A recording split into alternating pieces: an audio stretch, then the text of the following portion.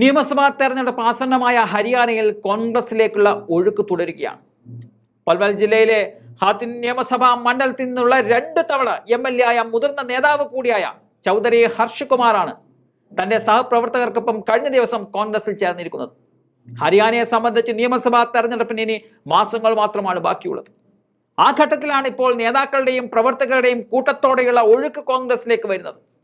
NCPയുടെ തീപ്പൊരി നേതാവും ലേഡി സിംഹം എന്നറിയപ്പെടുന്ന സോണിയ ധ്വാൻ കഴിഞ്ഞ ദിവസമായിരുന്നു കോൺഗ്രസിലേക്ക് കടന്നു വന്നത്.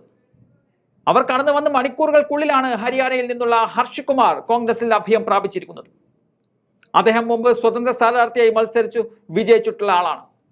പിന്നീട് BJPയിൽ ചേർന്നെങ്കിലും ഒടുവിൽ JJPയിലായിരുന്നു അദ്ദേഹം ഉണ്ടായിരുന്നത്. കഴിഞ്ഞ നിയമസഭാ തെരഞ്ഞെടുപ്പിൽ JJPക്ക് വേണ്ടി ഹത്തിൻ നിയമസഭാ മണ്ഡലത്തിൽ മത്സരിച്ചപ്പോൾ 30,000-ലധികം വോട്ടുകൾ നേടാൻ അദ്ദേഹത്തിന് സാധിച്ചിരുന്നു.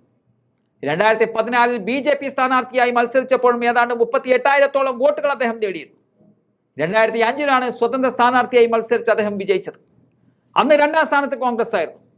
ഏതാണ്ട് 8,000-ഓളം വോട്ടുകൾക്കാണ് അന്ന് അദ്ദേഹം കോൺഗ്രസ് സ്ഥാനാർത്ഥിയെ പരാജയപ്പെടുത്തിയത്. നിലവിൽ മണ്ഡലം BJPയുടെ കയ്യിലാണ്. 2019 നിയമസഭാ തെരഞ്ഞെടുപ്പിൽ BJP സ്ഥാനാർത്ഥി പ്രവീൺ ദാഗർ 2,800 വോട്ടുകൾക്കാണ് ഈ മണ്ഡലത്തിൽ വിജയിച്ചത്. ഈ സാഹചര്യത്തിൽ ഇത്തവണ ഹർഷ് കുമാർ കൂടി വരുമ്പോൾ മണ്ഡലം തിരിച്ചുപിടിക്കാമെന്നുള്ള ആത്മവിശ്വാസത്തിലാണ് കോൺഗ്രസ് ഉള്ളത്. ഇത്തവണ ലോക്സഭാ തെരഞ്ഞെടുപ്പിൽ വലിയ തിരിച്ചടിയാണ് BJP നേരിട്ടത്. മാത്രമല്ല JJP എന്ന പ്രാദേശിക പാർട്ടി BJPയെ പൂർണ്ണമായും കൈയൊഴിഞ്ഞു. ഇപ്പോൾ ഇന്ത്യ സഖ്യത്തിനൊപ്പമാണ് അവർ മത്സരിക്കാൻ തയ്യാറായിട്ടുള്ളത്.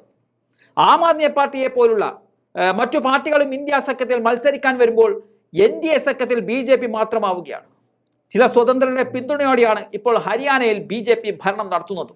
അതുകൊണ്ട് തന്നെ നിയമസഭാ തെരഞ്ഞെടുപ്പ് BJPക്ക് അത്ര എളുപ്പത്തിൽ ജയിച്ചു കയറാൻ സാധിക്കില്ല. ഈയിടെ പുറത്തിറങ്ങിയ ചില സർവേകളിലും ഇന്ത്യ സഖ്യം ഹരിയാനയിൽ മുന്നേറ്റം നടത്തുമെന്നും പറയുന്നുണ്ട്. ആ സാഹചര്യം കൂടി മനസ്സിലാക്കിക്കൊണ്ടാണ് ഇപ്പോൾ കൂടുതൽ പേർ കോൺഗ്രസിലേക്ക് ഒഴുകിയെത്തുന്നത്. കഴിഞ്ഞ തവണ തെലങ്കാന സംസ്ഥാനത്തും സ്ഥിതി സമാനമായിരുന്നു.